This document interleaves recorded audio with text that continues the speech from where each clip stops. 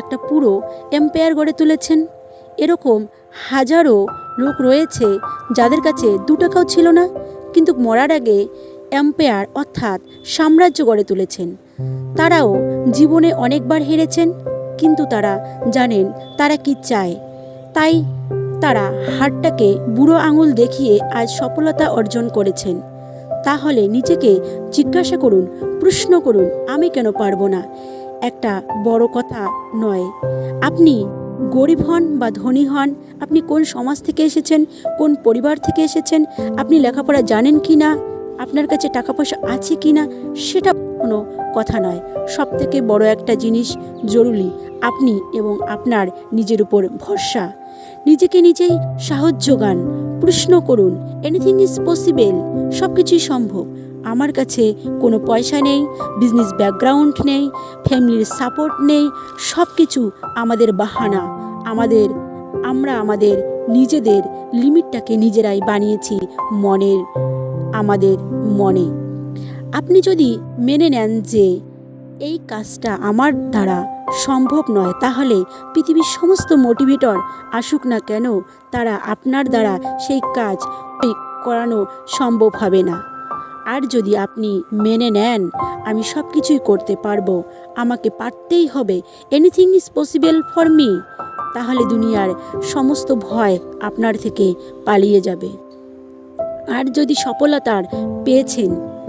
যারা সফলতা পেয়েছেন তাদের ডিকশনারিতে ফেলিওর নামের কোনো কিছুই নেই। তারা প্রথমে বিশ্বাস করেন আমার দ্বারা সব কিছুই সম্ভব, তারপর তারা প্ল্যান তৈরি করেন যে আমি কেমন করে এই কাজটি করব, আমার সেই আকাঙ্ক্ষিত সফলতা অর্জন করতে পারবো। দিনে 10 ঘন্টা দিয়ে দাও প্ল্যানকে এক্সিকিউটিভ করার জন্য। যদি ফেল করো তাহলে মেনে নিও যে তুমি একদিন ঠিক জয় হবেই, তুমিও পারবে। আবার চেষ্টা করো, আবার উঠে দাঁড়াও, সব কিছুই possible. Everything is possible for me, I can do anything. যখন আপনার চোখে স্বপ্ন রয়েছে, আপনার মনে জোর আছে, তাহলে কেন আপনি হেরে যাবেন? অন্যের হাসির খোরাক হবেন কেন? আপনি এই সমাজকে আঙুল দিয়ে দেখিয়ে দিন আপনিও পারেন, আপনি হেরে যাওয়ার পাত্র নন।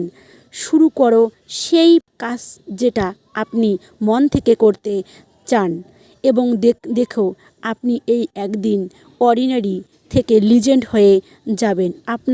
আপনার প্রতি দৃঢ় বিশ্বাস রাখতে হবে। এবং আমার এই সংকীর্ণ কথাগুলি যদি আপনার জীবনে কোনো রকম কাজে আসে বা আপনার মনে কোনো রকম দাগ কাটে, আপনার জীবনের সফলতাকে আর এক ধাপ বাড়িয়ে নিয়ে যায়, তাহলে প্লিজ আমার চ্যানেলটা সাবস্ক্রাইব করবেন এবং পাশে থাকবেন। আল্লাহ হাফেজ।